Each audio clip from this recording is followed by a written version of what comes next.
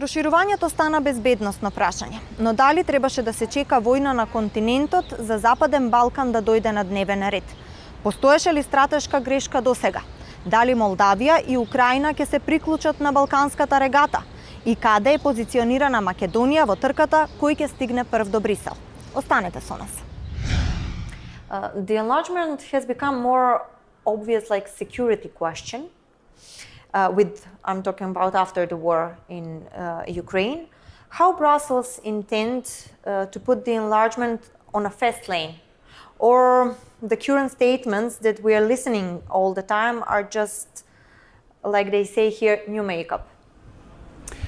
For the European Union, the current statements, as you see them, as you hear them, this is not just words. It's very clear that Ukraine and what happened in Ukraine has sort of been a catalyzer for many changes. Unfortunately, we should say, because it's a war we are fighting on the continent. But the whole question of enlargement now is in another perspective that was already clearly our most successful foreign policy in the past, in terms of always having the countries who want to join the European Union. And now you can see that actually the whole question of enlargement is no longer a question of if the European Union should enlarge, because as you know very well, the worry with some member states was always, well, how are we going to function if we are going from 27 to 30 or to 35 or 37? It's now also very much about how can we then change ourselves in terms of being more fast, more efficient with the new members which are ready to come in. And this is not just words. I can tell you from Brussels, I feel very strongly that these discussions are sincere. They are being addressed from all angles.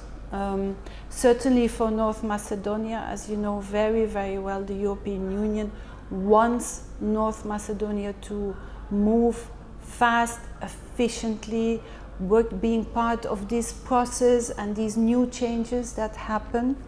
I think that signal has been super clear from Brussels, from all the leaders.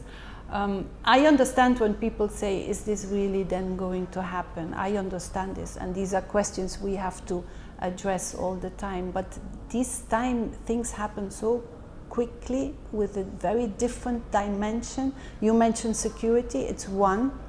Enlargement is a security imperative for the European Union now, in the bigger picture, but also economically. I mean, so many dimensions come now into play that I believe we are in a very different setting than, let's say, 2 years ago. But people don't always realize how fast these changes happen, actually, but they are right there. They are right in front of us. There is a lot of Russian influence in the region that is gaining momentum. How will EU prevent this influence now here?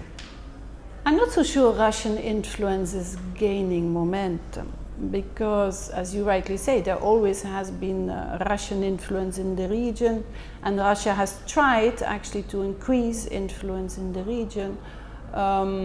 Russia has never been, if you like, a real supporter of enlargement as such, because they felt that this is expansion of the European Union. They really were reading this in a very different limelight. Today, of course, we are in a very different place with Russia. And we also see our partners and also the candidate countries, the accession countries who want to come in, they look at the relationship with Russia very different. So I said in an earlier panel, we had a panel on the lessons learned of the Prespa agreement, I said it was the unity amongst ourselves that really helped us to fence off those who do not want enlargement, do not want to have a successful European Union, the quality of life of the European Union, everything else that we stand for.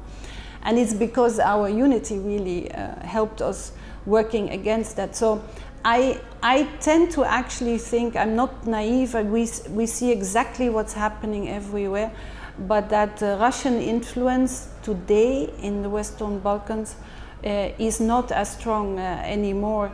The point is that we, and because they see also that we, and that is the point I'm trying to make, the European Union has a very, very serious agenda with the Western Balkans here, also Ukraine, Moldova, a very serious agenda, and each and every sector, intervention, projects, everywhere where we can help and we can insert the support, we do it. We don't, we don't hesitate. There's no hesitation about this. Yes.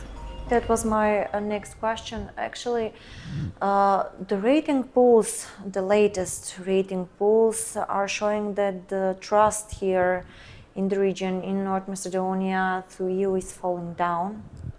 So, does Brussels believe that with the new enlargement plan, it will raise again?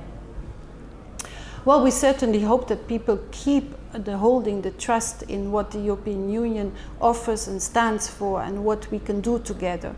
And I would say, I'm not a politician, I work with and for politicians, and many I work for, they say when there is a sense of losing trust, then we have to actually double down and work stronger on explaining what is really happening. I understand that people in the region are asking, but we have been waiting for years and years and years and years. What is happening here? This I fully understand. People also, and I believe it's important to have that dialogue and constantly explain what we are trying to do in Brussels. We know very well what is the issue right now on the table in North Macedonia, the constitutional amendments. This is the issue. Once these are adopted, then North Macedonia goes into a very, very different sort of a process of quickly, rapidly moving forward. And this is something, these amendments have to be adopted. This is now the work that is going on here locally, politically. But I would think that as your question is right in the sense that if there is a new impetus, a new encouragement showing that really we are serious about moving as fast as we can according to the criteria we know, then that people also think, yes, there is absolutely, we are together part of this effort and we will together work on it. I was asking you actually this because the citizens here are telling that should be a war in Ukraine to put the Western Balkans again in the focus of the EU agenda. Has there been any kind of maybe strategic mistake till now? Well, you can always look back, and I think we should always look back what has gone wrong in the past and why things were not going the way we want. There was always a reason somewhere, somehow, right? And I feel it's an obligation to look and learn the lessons from the past, always. But I want to say something on the point of the Western Balkans. The Western Balkans have been always high on the agenda of the European Union, always. The point is you need 27 member states to agree, and then I can have a long explanation and you know exactly where I would want to go to. But the issue is that the Western Balkans have actually been always high on the agenda. The fact that now there are so many changes happening, yes, because of the war, nobody can deny, and this is very unfortunate that it is because of the war. On the other hand, this is how politics work and how history works. In the end, it is the catalyzer, as I said at the beginning. Then our message is also let's work on this new paradigm stronger and deeper together. I would almost say it's like a momentum again. I don't like the word momentum too much. It's sometimes used too often, but this is very much now a moment where I would say, and this is actually what my bosses are saying back in Brussels as well, very clearly, let's now work on this together to make sure that we can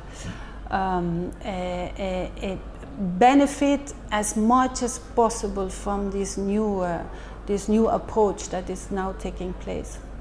EU has to declare about the wishes of Ukraine and Moldova to join to Balkan enlargement regata, if we can say that. What will be the answer? We don't know, because this is for member states to decide. Eventually, member states have given very clear signals to Ukraine and Moldova, as they also have been giving to the Western Balkans. Let me be very clear on that. But what eventually and what decision will be taken, for now, we are now in June, it's too early to say now. There will be oral reports on the progress of Ukraine and Moldova. For the Western Balkans and for all 10, because I'm talking about 10 enlargement countries, there will be reports in October. You know, it's the yearly enlargement report.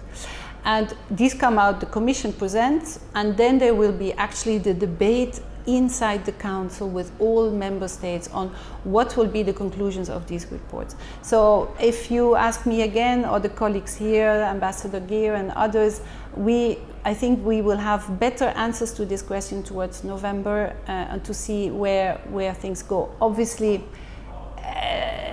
anything can happen between now and November, but this is the process I'm saying where we go and where we want to then also see where member states are towards the end of the year. One of the most difficult questions that is here in the region is there a possibility for Ukraine to become a member state before the countries of Western Balkans? So is it?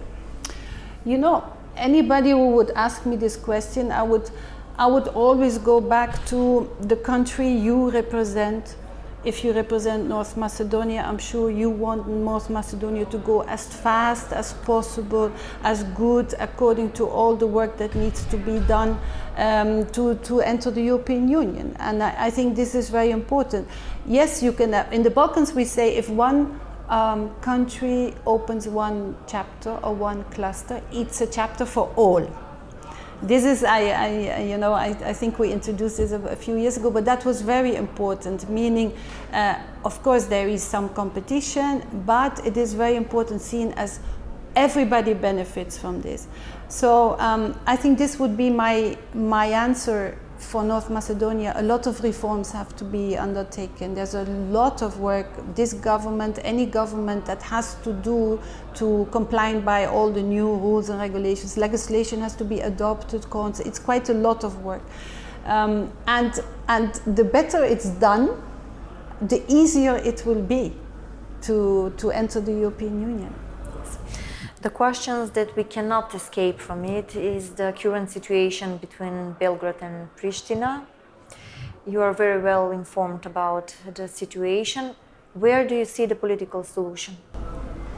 The political solution, because to be frank, for the moment it's very much about de-escalation. We have, as you know, there have been many contacts. As we speak, High Representative Borrell is constantly in contact with the leaders to avoid, when you want to de-escalate, you want to avoid that things really get worse. Calm is needed, wisdom is needed, no actions that make things worse on the ground. We need to really go back to what was agreed here, just not so far from here in Ohrid. The leaders know what is expected, on the implementation. And you say politically, you need to feel, I said it earlier on a panel also, you need to feel that the political leaders have the will and the space to work very thoroughly on an issue that has to be resolved. I think many people in the region feel that, these questions of which are so potentially conflictual, particularly at the time with everything else that's happening geopolitically, they have to be resolved. So I can only tell you, all the colleagues, first and foremost High Representative Borrell, but many member states, the Special Representative Lajčák, all are very focused on de-escalation and back to the negotiation table. And then make compromises. That is the key word always. You have to have the courage to make the compromises needed. Well, North Macedonia knows about that very well.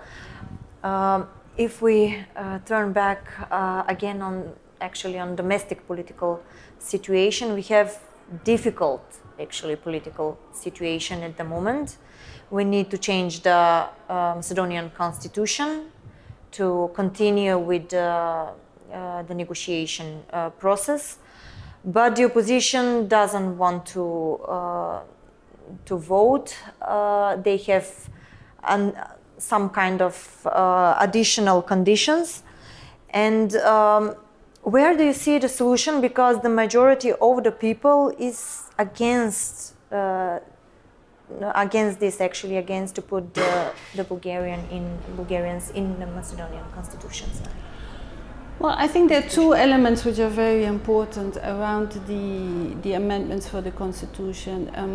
If you say people are not in favor, I believe it's very important to have... The majority, yes. The majority. It's very important to have a debate about what the amendments are, and to explain and to have actually this consultation where I think many are waiting for, because once, if the amendments go into Parliament, you will have a hopefully constructive debate also. What I always say, it has to be a well-informed debate with actual factual information, so people can really make up their mind. And that is important. That's part of democracy. It's part to have this debate and to explain also very well why these amendments are so crucial, so important, and why they are really, really beneficial also for the future of the country. And then second, of course, is the whole point, you know, as I said before, I work for politicians, I'm not a politician, but this is a question in this case where you need to change the constitution, which is clearly about the future of your country. This is a question of national interest. It goes beyond and above what a particular party feels is important for the constituency of the parties. It goes beyond that. It is a national, I will even say it is a matter for the whole of the European Union. So strongly important is this. So I think there have been many appeals made to representatives of the political parties and groups that this is a matter of national interest and the national future of North Macedonia. So hopefully reason will prevail. You mentioned the EU integration process of Western Balkans. You are at the moment in the Ministry of Public Administration. How important are the reforms for public administration in the region? I'm asking you this because usually the reports of European Commission are the weakest in that field. But this is important, the public administration reform and the institutions, I mean the good governance. This is important because of what we are trying to do. I mean, the assimilation of the acquis communautaire, making sure that the rule of law is correctly implemented, and this is by the administration and by the public servants. So you need to have strong, honest, capable public administration in order first to give services to the citizens, because this is what they are looking for. Two, to make sure that the help, the funds that the European Union is giving to the countries as IPA funds or other aids, subventions, grants or loans that we are giving to the country are correctly used. This is in the interest of the citizens of the Western Balkans, but this is also in the interest of the member states, because remember that this is taxpayer, European taxpayer, who are giving that. If we want to make sure that the citizens in Germany, in Poland, in Italy, in France are still willing for this enlargement process, that means to continue to push for that, to pay for that, we need to make sure that the money is used in a correct way in the Western Balkans, and this is by the administration. So that's why the public administration reform is important. And just last point, this is mentioned also in the new methodology that the France has, and then after the European Union has put in place. The public administration reform is one of the fundamentals. So this is something which is open in North Macedonia and Albania. I hope that you will see that very soon.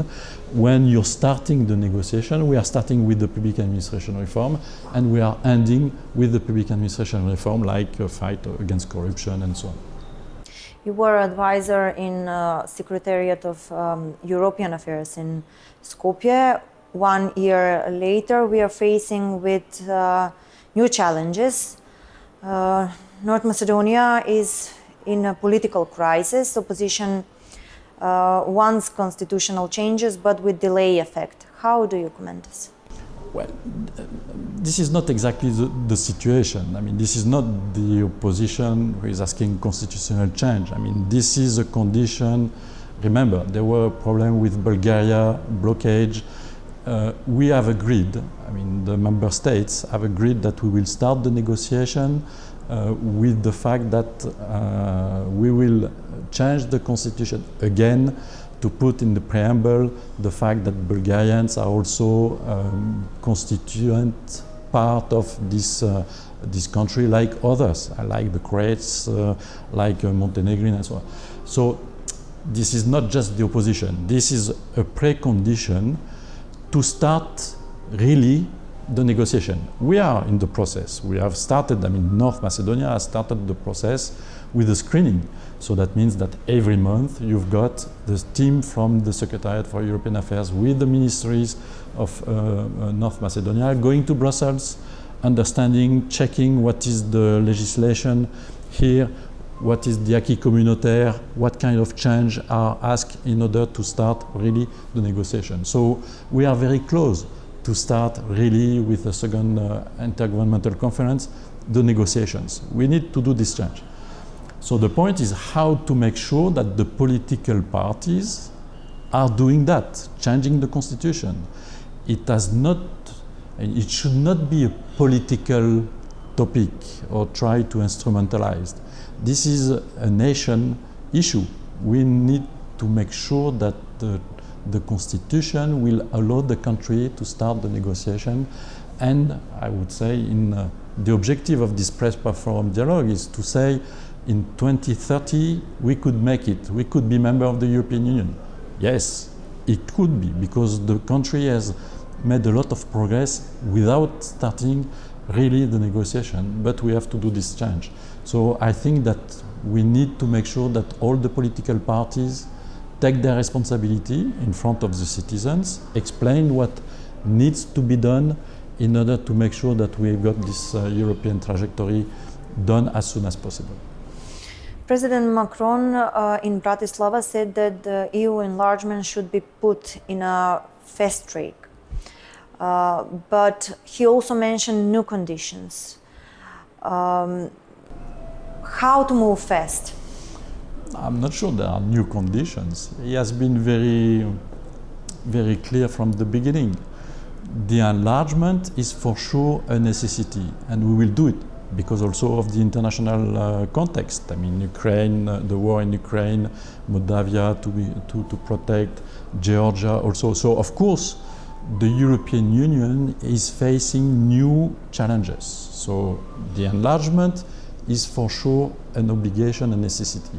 But at the same time, and the President Macron has been clear from the first time he was elected 6 years ago, we need to make sure that the European Union is still functioning, still decision-making process permitting, allowing the European Union to move forward.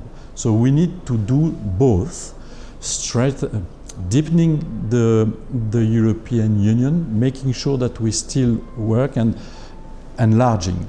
This is a complex process. We don't have all the solutions. This is exactly what he said in Globsec in Bratislava.